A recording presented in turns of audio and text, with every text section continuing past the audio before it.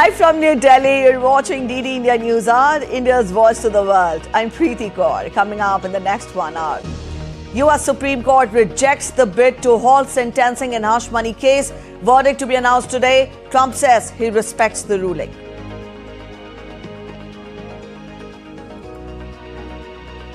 No relief in sight as wildfires continue to ravage Los Angeles. 7 dead and thousands flee. US National Guard called in as looting adds to the woes. Curfew clamped in evacuated areas. US President Biden calls Los Angeles wildfires as most devastating in California's history. Says the government will cover 100% of the fire response costs.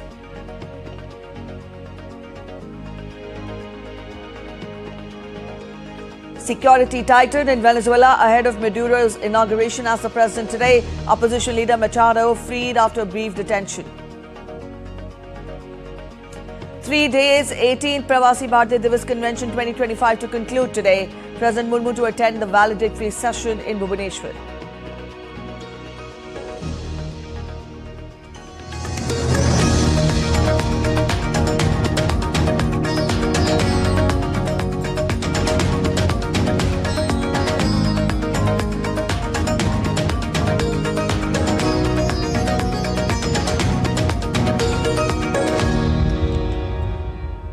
The US Supreme Court on Thursday denied a last-minute bid by President-elect Donald Trump to halt sentencing in his hush money case. The court noted that the judge who presided over the hush money case has already said that he plans to impose a sentence of unconditional discharge, which does not carry any jail time, fine or probation.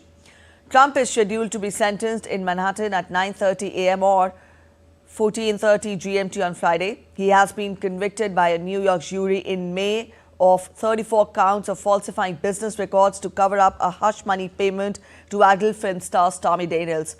Trump's attorneys claimed that immunity from prosecution granted to a sitting president should be extended to a president-elect. Manhattan District Attorney Alvin Bragg rejected their arguments, saying Trump was a private citizen when he was charged, tried and convicted. Trump is the first former US president to be convicted of a crime and will be the first convicted felon to serve in the White House.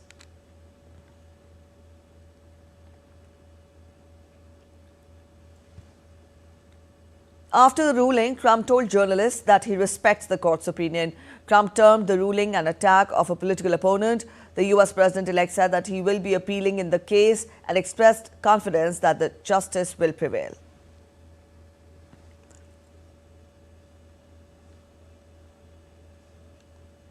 I'm under a gag order from a judge. This is the first. This was an attack of a political opponent. I'm the first president and probably one of the first candidates in history that's under attack with a gag order. And I respect the court's opinion. I think it was actually a very good opinion for us because you saw what they said. But they invited the appeal, and the appeal is on the bigger issue. So we'll see how it all works out. I think it's going to work out well. Our correspondent Anil Thomas joins us from New Delhi. Anil, good morning. Now, this is unprecedented as it places Trump in court just 10 days before his January 20th inauguration. Help us understand the gravity, the severity of the situation. Well, good morning, Preeti. Well, this particular judgment had come way back in June or rather May of 2024. When the judgment was to be pronounced, then Trump's lawyers managed to delay the inevitable. They've managed to delay it till now. But I think, the US judicial system has time and again, once again proved that irrespective of who's in power or whoever comes to power, the judgments or the course of justice has its own taking. Remember, this particular story has been all about, a business transaction that's happened between Donald Trump and Stormy Daniels way back, before this particular election. So this is a story of the past. However, failing on 34 felony counts that Trump has done, it's first of all related to falsifying business records, which are related to payments that have been made. Let's purely look at how this particular judgment can play out in the first place.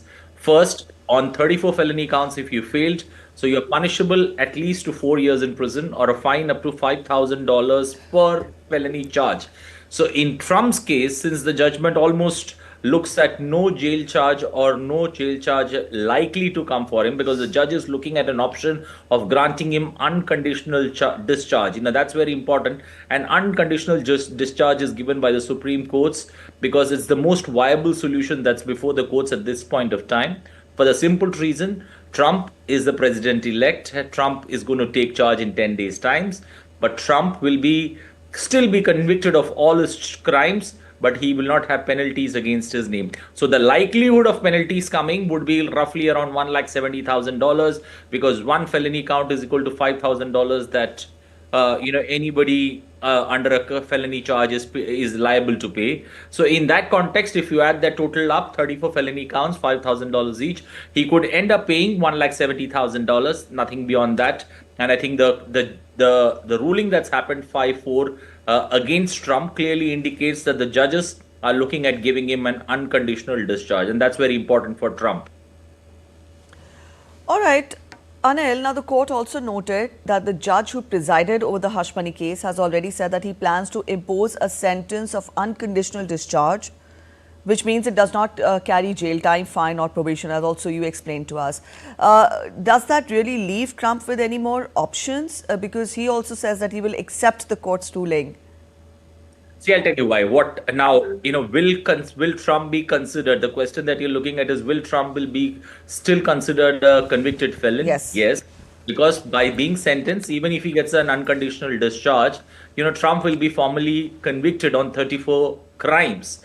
That's according to the Justice Department. So it need not be that there is a jail term or a probation that follows, but that clearly leaves him as a convicted felon. First. Second, can Trump pardon himself since he is going to be the president in 10 days' times? The case that is before, or the case that is before the court, the criminal case that is before the court, is brought in the state court, and presidents have the powers, especially to pardon themselves when it comes to federal charges. So that rules out Trump pardoning himself, say, let's say 10 days, in 10 days' times, or whenever the opportunity arises. Now, why is it a bigger problem for Trump, if he is a convicted felon? Convicted felons there are a number of restrictions that come into play, but many of them are unlikely to be, implied on Trump. But there are many restrictions that come into place. They can't hold state public office in the first place. They will not be able to serve on a jury or any important places like that. But in Trump cases, all this will be there are also travel restrictions that come into play. So Trump understands the repercussions, the ramifications of this particular judgment and how it holds. Remember, if you are a convicted felon and you are a president of the United States of America, it's going to time and again be played inside, within America, and also outside it. So I think one understands the bigger issue that Trump faces. This could, I would say since he's now the president-elect, this particular judgment would very much or almost suits Trump, because he's just going to pay a huge penalty and get out of it. All right, he would pay a huge penalty and get out of it. But Anil, you also tell us how difficult it would be, for a president to be a felon at the same time. But then, get us more details into the possible ramifications. You did explain to us, but I want you to explain that to us in detail. In another 10 days, he will be swearing in. He will be taking charge of the largest economy of the world, and at the same time, he will be facing a sentence today. Put all this together, the fallout for Trump as the U.S. president, not as a private citizen.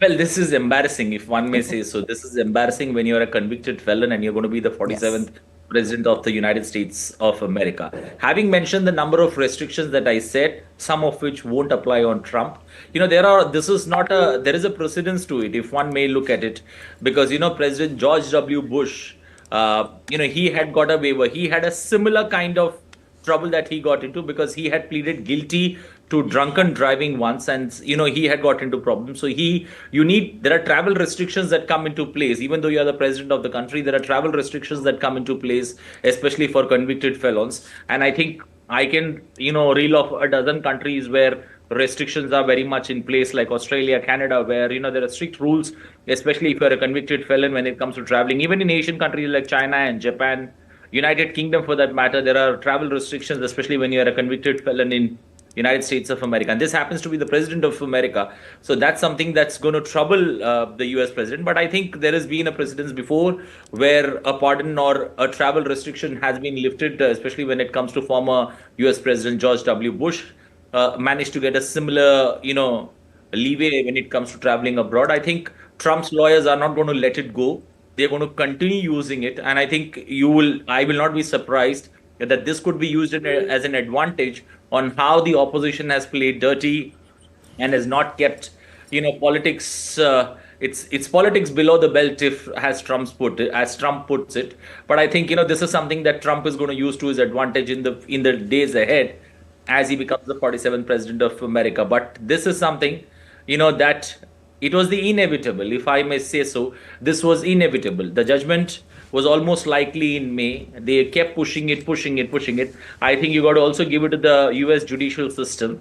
They stuck to their guns. If it would have happened post Trump taking over as president, it would have been, it would have left the courts in a much trickier situation. I think the courts have stood the ground. They have given the judgment 10 days before, and they have made it clear that unconditional discharge is very much on the way. So I think it's a win-win situation for all, but it surely leaves the president-elect, the 47th president of America, that's going to, take charge in 10 days' time, pretty embarrassed.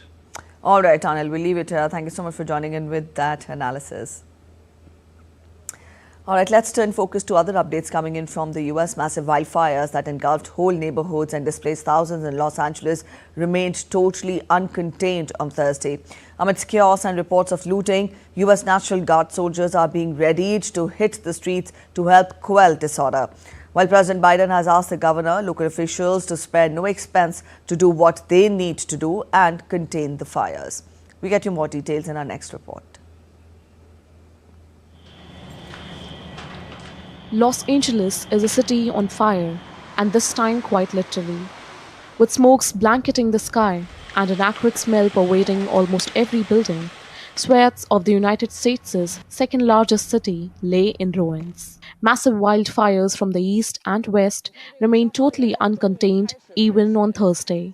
At least 7 people have been killed so far. Thousands of homes and businesses have been incinerated, and nearly 180,000 people have been ordered to evacuate their homes, with another 200,000 under evacuation warnings.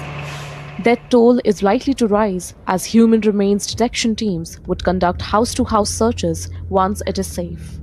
It's a natural disaster, so we couldn't do nothing. As long as we're healthy, we're fine, we're alive, that's all that matters. Amidst the chaos, looting had broken out, with numerous arrests made. Around 400 US National Guard soldiers are expected to be on site Friday. Local police is already patrolling evacuation zones. Further, a sunset to sunrise curfew has been declared in evacuated areas of Santa Monica, and police said more overnight curfews would be coming in the fire zones. We had a number of looting arrests throughout the entire county region. That is unacceptable behavior. Having additional resources, having the National Guard with us, which will augment those resources, will help send a stronger message, keep people out of the impacted areas so we don't continuously victimize the people who have already been victimized, who have lost their homes. The biggest blaze has ripped through over 19,000 acres of the upscale Pacific Palisades neighborhood, while another fire in the Altadena had torched 13,000 acres. US President Joe Biden has pledged extra federal funds and resources to help the state cope. So today I'm announcing that the federal government will cover 100% of the cost for 180 days. This is going to pay for things like debris and hazard material removal, temporary shelters, first responders' salaries, and all necessary measures to protect life and property.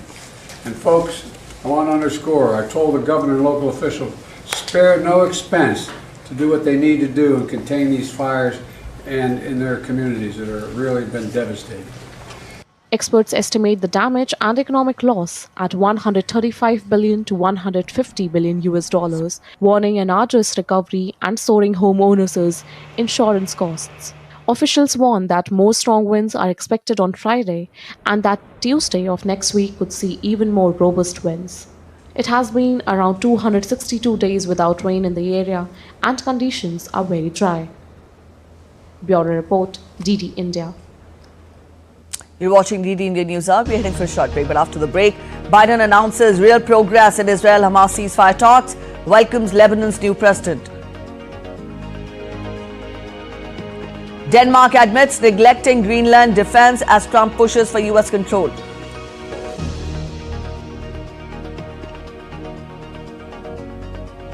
Lebanese lawmakers elect Joseph Aoun as the president, ending two-year vacancy.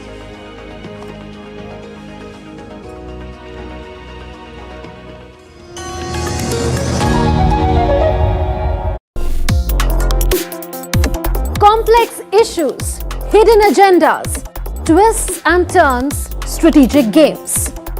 We think all dots are linked. We just need to connect them.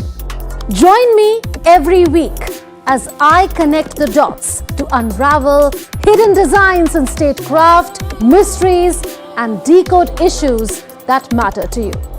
Watch Connecting the Dots with me at these times on DD India.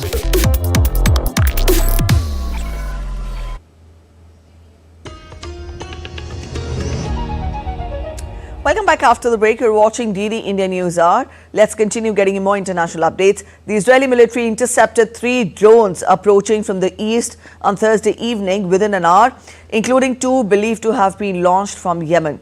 Yemen's Houthis, who control Sana'a, have fired missiles and drones towards Israel since the conflict broke out in Gaza in October 2023. The Iran-backed rebels have also targeted ships in the Red Sea and Gulf of Aden, prompting retaliatory strikes by the United States. Meanwhile, Israel has also struck Houthi targets in Yemen, including in the capital. US President Joe Biden on Thursday said that there was real progress in talks for a ceasefire and hostage deal between Israel and Hamas in Gaza. Biden also welcomed the election of Joseph Aoun as Lebanon's president. We're making some real progress. I met with negotiators today. I think there's what's going on right now in Lebanon, and we finally have a president. He's a first-rate guy. I spent time on the phone with him today, about 20 minutes to half an hour, what they have planned.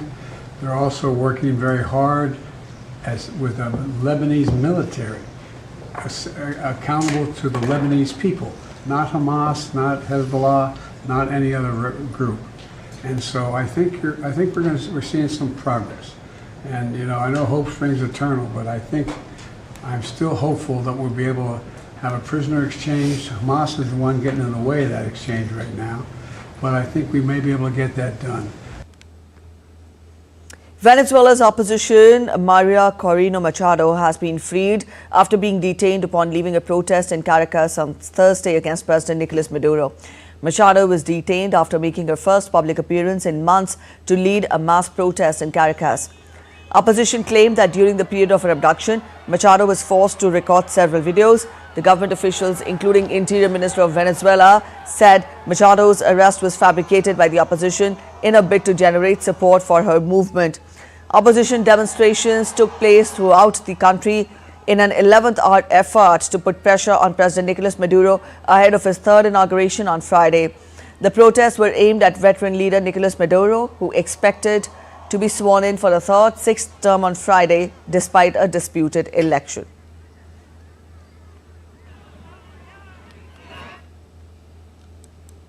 The brief arrest of Venezuelan opposition leader Maria Corina Machado provoked swift condemnation from political leaders across the globe, punctuated by calls for her right to free speech and personal safety. The White House on Thursday called for a halt to what it described as Venezuelan President Maduro and his representatives' harassment of the political opposition. US President-elect Donald Trump has defended Venezuela's opposition party leader and its presidential candidate as freedom fighters who must be protected.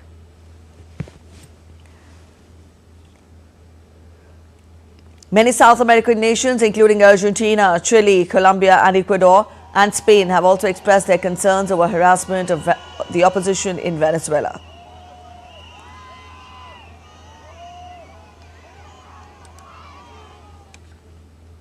Denmark acknowledged that it had long neglected the defense of Greenland, a vast and strategically important Arctic island, after President-elect Donald Trump said acquiring the Danish sovereign territory was vital for U.S. security. Danish Prime Minister Mette Frederiksen briefed political leaders on Trump's renewed interest in Greenland, having rejected his 2019 offer to buy it. It's not a contact that has been established over the past few days. It is a work that started way back in the year 2024. And of course, it is also something that has happened here over the past few days. We have also proposed a conversation between us. I don't think any concrete things will happen until the president-elect is president. So we are in the process of various considerations on how we can intensify the cooperation with the Americans, which is what we always want. But I think that the concrete outcome will only come after 20th January. Men jeg tror, det konkrete udkomme, det kommer. The Supreme Court will hear oral arguments over whether TikTok should be banned in the US if it does not separate from parent company ByteDance. This is a major case that will have far-reaching implications for the First Amendment and TikTok's millions of users, though it's still unclear how the court will rule.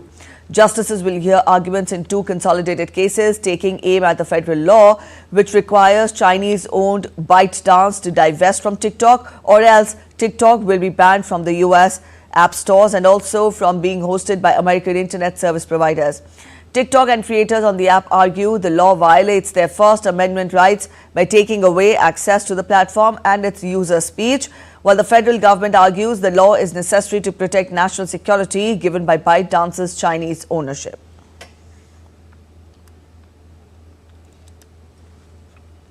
Lebanese lawmakers elected Army Chief Joseph Aoun as president on Thursday, ending a more than two-year vacancy.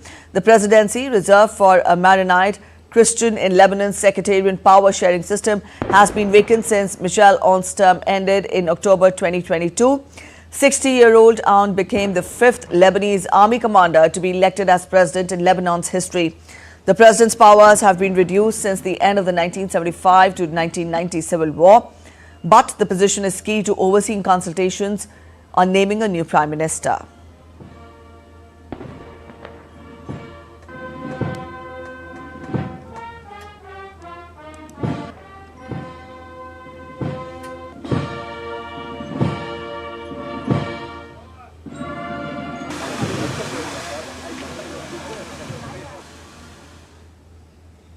A day after the foiled attack on Chad's presidential compound, Chadian Foreign Minister described it as an amateur operation that posed no real threat to the government. Dismissing the notion of a large-scale or organized plot, Chadian Foreign Minister said that the situation is completely under control. Life has returned to normal, and I want to reassure you that there is absolutely no threat to the institutions. There's no need for people to panic. If it were something serious, you would have been informed individually. There is nothing, absolutely nothing. I'm walking around with my usual security detail, and there is no special security set up around any public building. There's absolutely nothing. Before it suffered the deadliest crash in South Korea's history, budget airline Jeju Air was moving fast, racking up record passenger numbers and flying its aircraft more than domestic rivals and many of its global peers, as the data showed.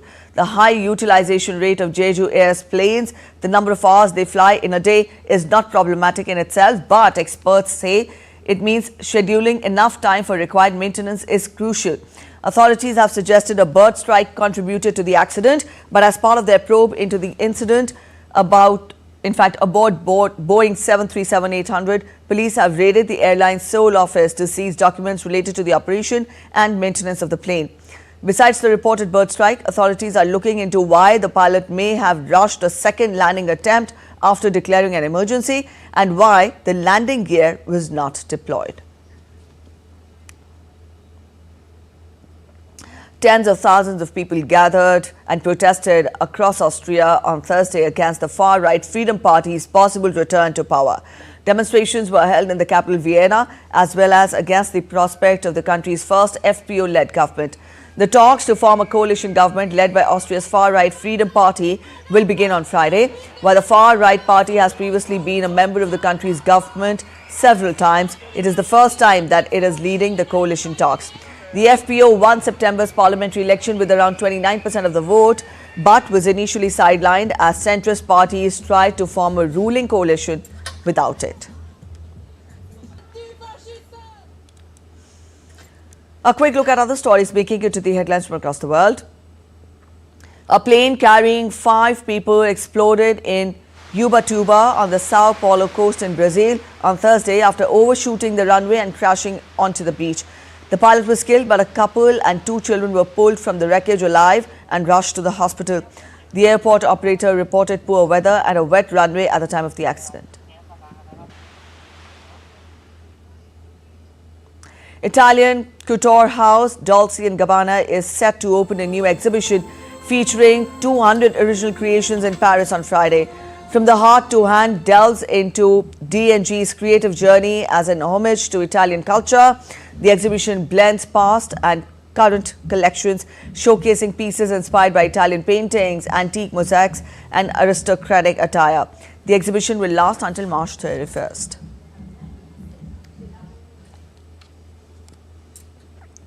The Brutalist maintained its winning streak, claiming the top prize at the New York Film Critics Circle Award, with Adrian Brody named the Best Actor after its 7-award Golden Globe sweep, including the Best Film. Other notable awards were Marianne Jean-Baptiste as the Best Actress for her performance in Hard Truths, Best Director to Ramel Ross for the film Nickel Boys. Elvis Presley fans and tribute artists kicked off their journey to the Elvis Festival in the Australian town of Parkes on Thursday. Enthusiasts clad in Elvis-themed attires will embark on a 357 kilometers westward journey via the Elvis Express. The 6-hour train trip features a continuous lineup of Elvis-themed entertainment. The festival will conclude on Sunday.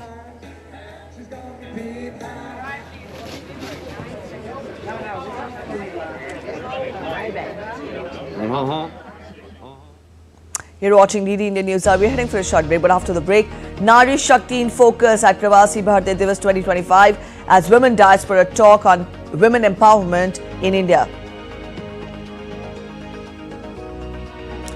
Residents in panic as black bear roams in Bhadarwah, Jammu and Kashmir. Wildlife team on hunt. Ahead of Mahakumbh 2025, the world's largest religious gathering, we get you a quick sneak peek into the extensive preparations put in place for an unforgettable experience.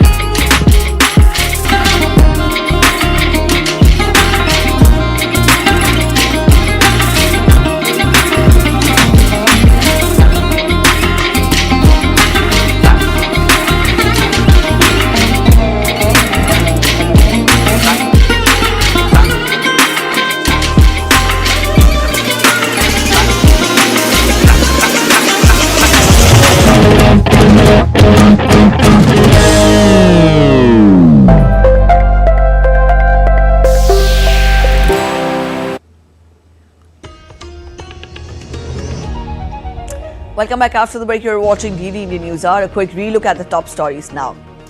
The US Supreme Court rejects bid to halt sentencing in the hush money case. Verdict to be announced today. Trump says he respects the ruling.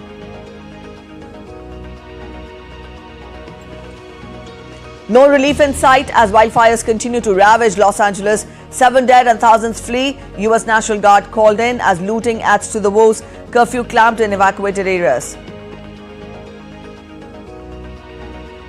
US President Biden calls Los Angeles wildfires as most devastating in California's history, says government will cover 100% of the fire response costs. Security tightened in Venezuela ahead of Maduro inauguration as the president today. Opposition leader Machado freed after brief detention. 3 days, 18th Pravasi Bharatiya Divas Convention 2025 to conclude today. President Murmu to attend the valedictory session in Bhubaneswar.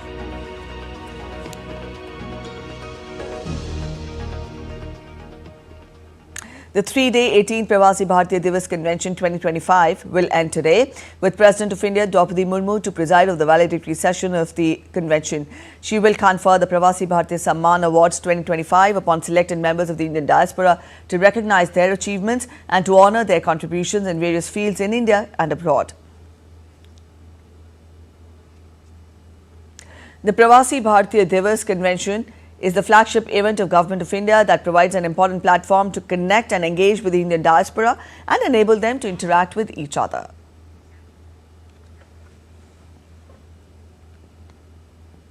On Thursday, Prime Minister Narendra Modi inaugurated the 18th Pravasi Bharatiya Divas Convention. He urged the Indian diaspora to become stakeholders in India's growth journey. DD India's correspondent Amritpal Singh gets us more.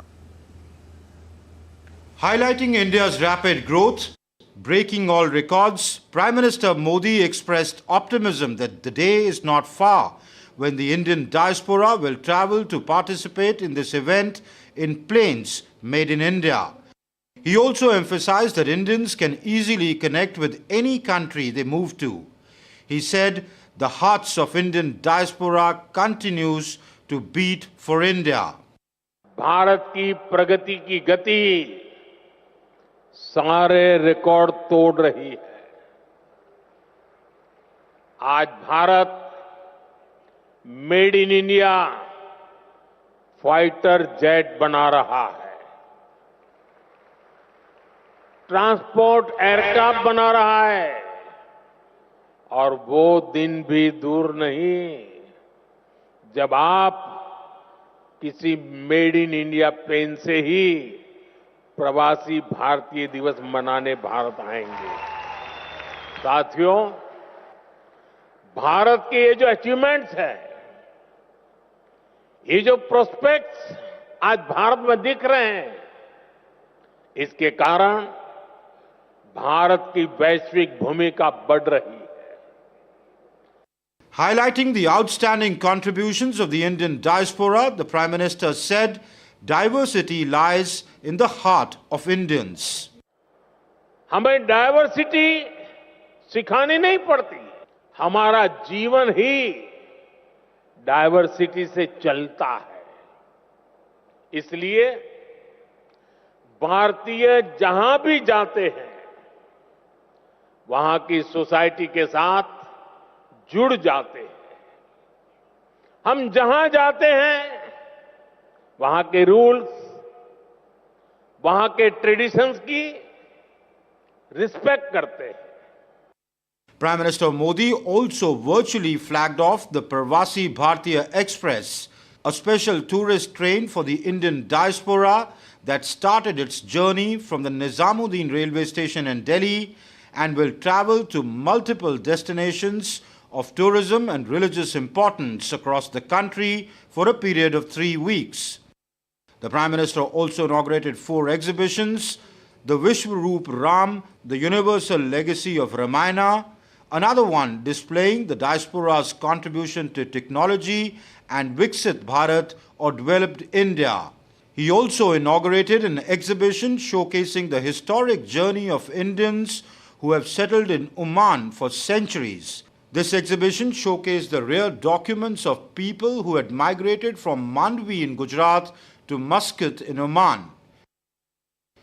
The Prime Minister made a special request to preserve the history of Girmitya Indians' migration. A delegation of over 300 members from Oman attended the convention. Appreciating the significant role played by the Indian diaspora in global development, Prime Minister Modi urged them for a deeper engagement with India's developmental journey, promising them that their motherland will always stand by them in their hour of need. With cameraman Sanjay Jaina, this is Amritpal Singh for DD India in Bhubaneswar. The Pravasi Bharatiya Divas Convention 2025 has emerged as a forum for diaspora voices from across the globe to come together and engage with each other and the Government of India at one platform. Again, DD India's Amritpal Singh caught up with two such members of the Indian diaspora who spoke on the critical issue of Nari Shakti or women empowerment. Two participants, one is from Norway, Lavlina, and Sakal is from Qatar. Sakala is from Qatar. Both ladies, thank you very much for speaking to DD India. First of all, tell me, you are here participating in a women empowerment panel discussion. Have things changed in India? How do you think these discussions are going to lead to further accelerating this pace of change?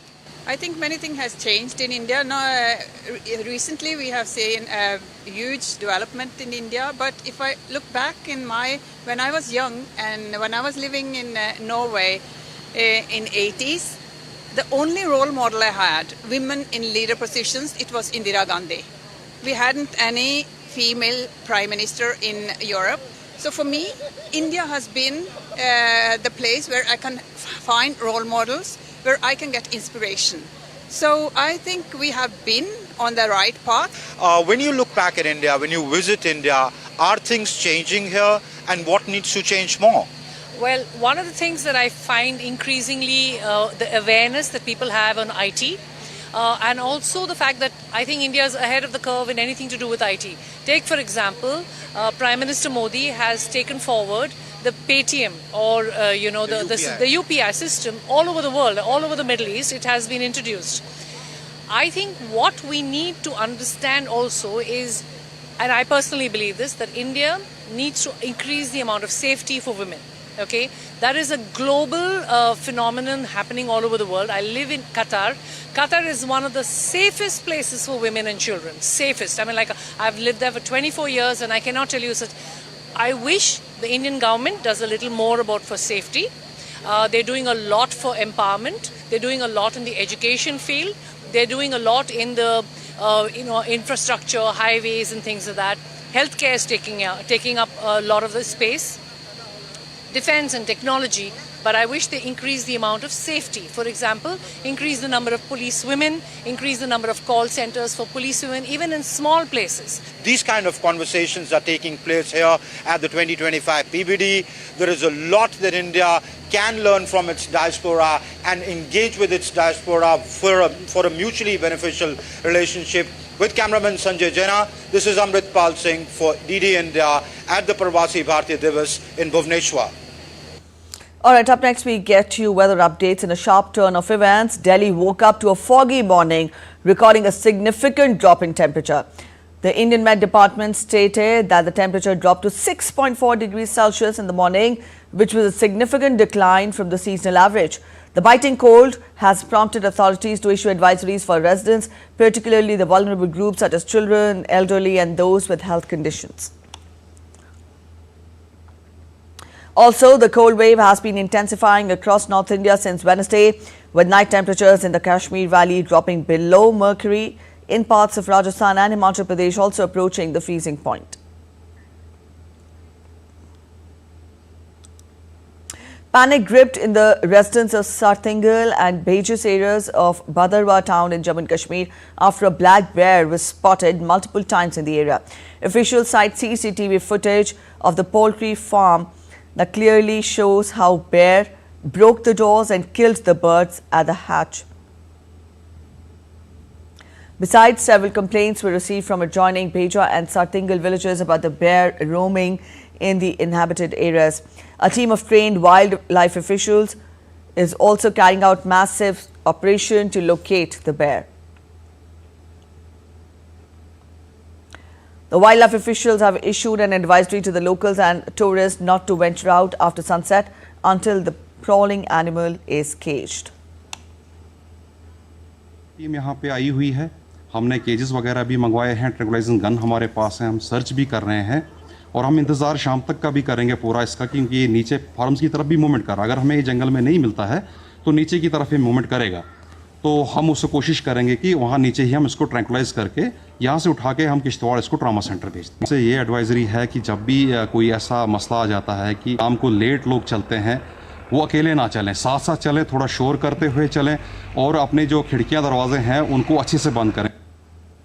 All right, Tahir Nadeem Khan joins us from Bhadarwah. Tahir, we've just told our viewers about the bear that was caught roaming in the region there. Get us more. Have any leads been found with regard to the efforts of the authorities to locate it?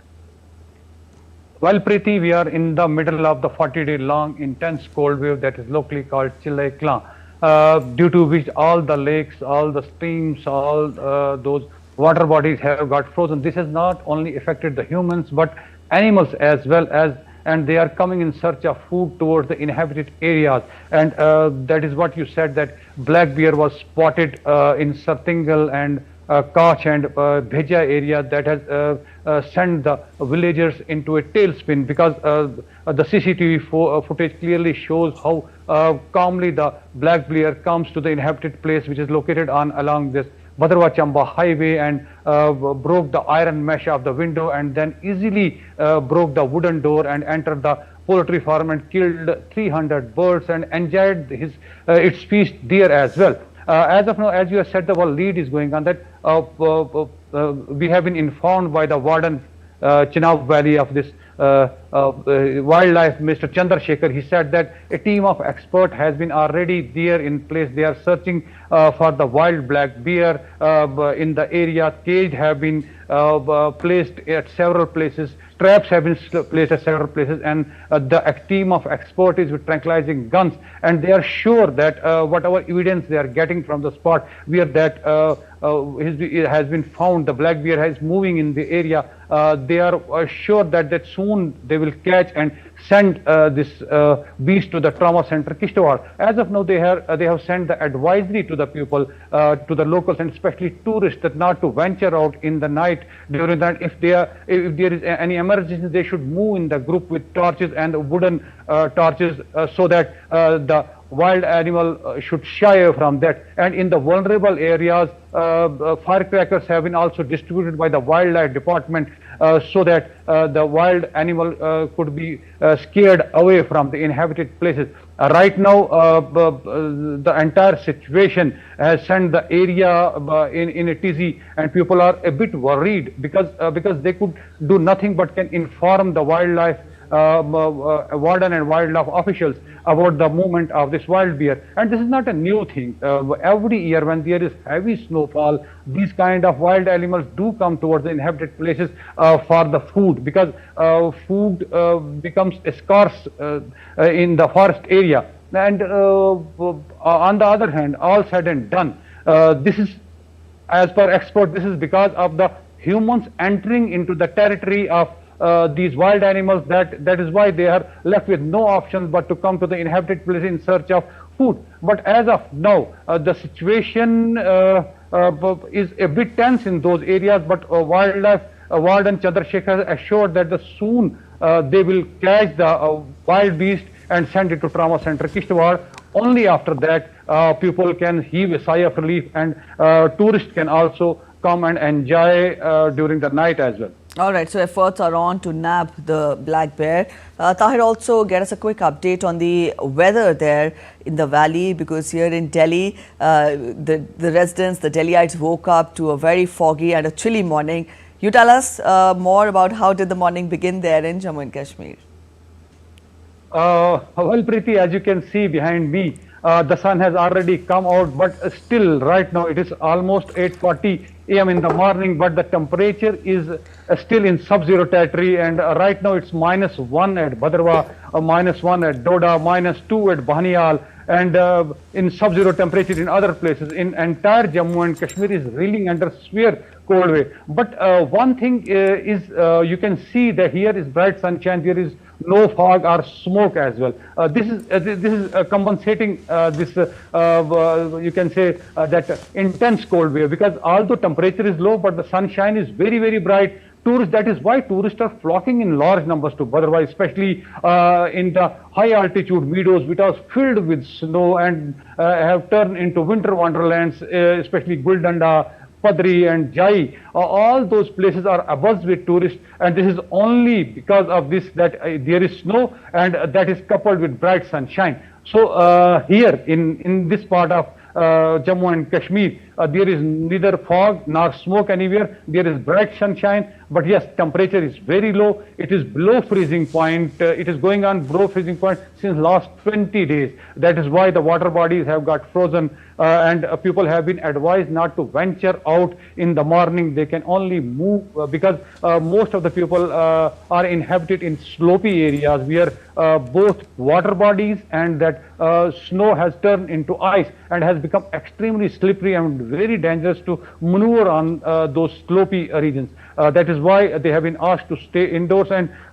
you can see behind me there is no movement of vehicles or locals or tourists as well right at this time. And although there is sunshine, but people prefer to remain indoors around their fireplaces till 11 a.m. in the morning. Only after that they come out and enjoy the bright sunshine over here. This is in fact one thing that is keeping the locals upbeat is the unprecedented rush of tourists who are flocking in large number every day, and the number is increasing. That has resulting in the hopes of good economy, boosting the economy, local economy. That is why people are feeling they are enjoying this lean period, which traditionally used to be the lean period, because no one used to visit in Chenab Valley. Very few people, only in emergency they used to come here. But during last 2 years, the way government has projected these new virgin destination to the tourists, and tourists have started flocking in large numbers to these places. And this place, especially Bhadrava, has become a buzz and most visited place of the tourists during snow. That is compensating right. the loss. Yes, yes, Preeti. All right, Tahir. Thank you so much for joining in with those details. Thank you for joining in. All right, a day after Tirupati temple stampede, Andhra Pradesh government has ordered a judicial probe to find out the exact reason that led to the tragic deaths of 6 devotees and injuries to about 40 others. The government also cracked the whip on 5 senior officials from the police department and the Tirumala Tirupati Devasthanamas, which controls the Lord Venkateswara temple atop the Tirumala hills, for negligence and dereliction of duty.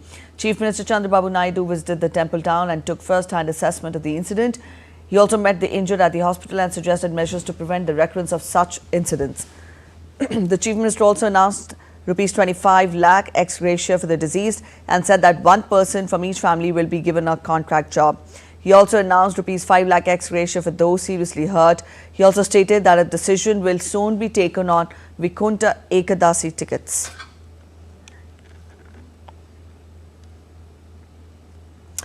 In preparations for the upcoming Mahakumbh, security forces conducted a joint mock drill at the Prayagraj junction.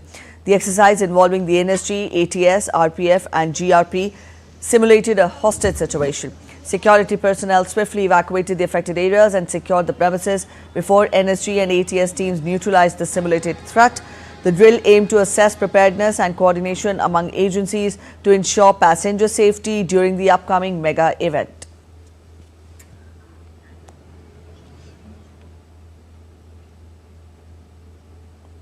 Let's get you updates from the world of business now. The United Nations has cautioned that global economic growth will remain subdued in 2025, citing ongoing uncertainties and also challenges in its latest World Economic Situation and Prospects 2025 report released on Thursday. The report highlights that while the global economy has shown resilience against a series of interlinked shocks, growth continues to lag behind the pre-pandemic average of 3.2%, constrained by weak investment, sluggish productivity and high debt levels. However, South Asia's economy outlook remains robust with a growth projection of 5.7% for the year. The report further states that India's economy is projected to grow at 6.6% in 2025, following an estimated expansion of 6.9% in 2024, largely driven by private consumption and investment. Additionally, strong export growth in services and certain manufactured goods will bolster economic activity. The survey, the West, says will remain very strong in 2025. In 2024, 6.9%, projection for 25 is 6.6, and 26 also slightly inching up to 6.7%. driven by private consumption and investment, strong export growth of services and electronics. You know, we have now a major item of exports, which is services, the electronics, the mobile phones. We have become the second hub of mobile phone manufacturing, especially for Samsung and Apple. A headband-like device has been designed to elevate depression symptoms. Yes, you heard it right. South Korea-based healthcare company Serogem introduced MindFit, which uses mild electrical stimulation to regulate the brain activity. On display at the 2025 Consumer Electronics Show, or the CES 2025 in Las Vegas, USA, the device has already been approved in South Korea. Serogem CEO says patients with depression have reduced brain activity and thus are incapable of controlling the emotions, to assist which MindFit emits a low-level current to the forehead, targeting areas with reduced activity in depressed individuals. The CEO hailed the capacity of MindFit in healing the patients with excessive emotions. Patients, they have reduced brain activity, so you cannot control your emotions. This device can help normalize those kind of abnormal functions, so that depressed patients can manage their excessive emotions.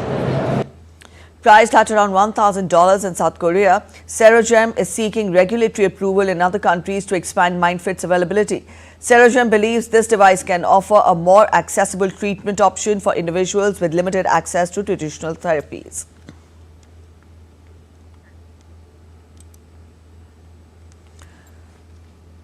And now we turn focus to sports. India's men's doubles pair of Satvik Sairaj, Rankireddy and Chirag Shetty will take on local favourites Theo Yi and Ong Yu Sin in the quarterfinals of the Malaysia Open Badminton Tournament on Friday. Earlier, the Indian duo defeated Malaysian pair of Noor Mohammad Azrian Ayub and Tan Wee Keong in straight sets 21-15, 21-15 in the second round.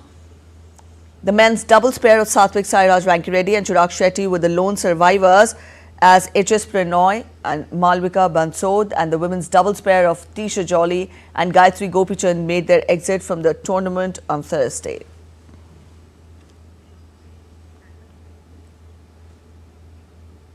Jude Bellingham and Rodrigo struck to earn Real Madrid a 3-0 win over Real Mallorca on Thursday and set up a Spanish Super Cup final clash with rivals Barcelona. Bellingham, Martin Valiant and Rodrigo scored the goals for Madrid to set up a repeat of last season's final. Madrid has the chance to earn revenge for its heavy Clásico defeat in La Liga in October after Bellingham's clinical second-half strike sent it on its way to victory in Saudi Arabia. Bellingham was in the right place at the right time to carefully slot home the rebound past defenders on the goal line, continuing a stunning run of individual form. Real Madrid will face Barcelona in the final next Monday.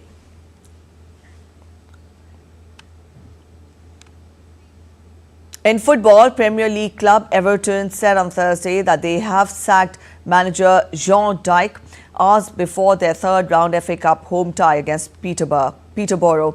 Now, with this backroom staff also leaving, Everton said that under-18s head coach Leighton Baines and club captain Seamus Coleman would take charge of the first team affairs on an interim basis. Everton was taken over by Frederick Group, who became the new owners in December. Also, Everton are 16th in the standings after 19 games, a point above the relegation zone. They have not won a game since beating Wolverhampton Wanderers in early December, which now makes it a winless run of 5 matches. And before we wind up this edition of News on the Hour, we will take you to Yorkshire Dales, the historic county of United Kingdom. Now, the beautiful landscapes of the English county are covered in snow as the UK continues to experience a cold snap.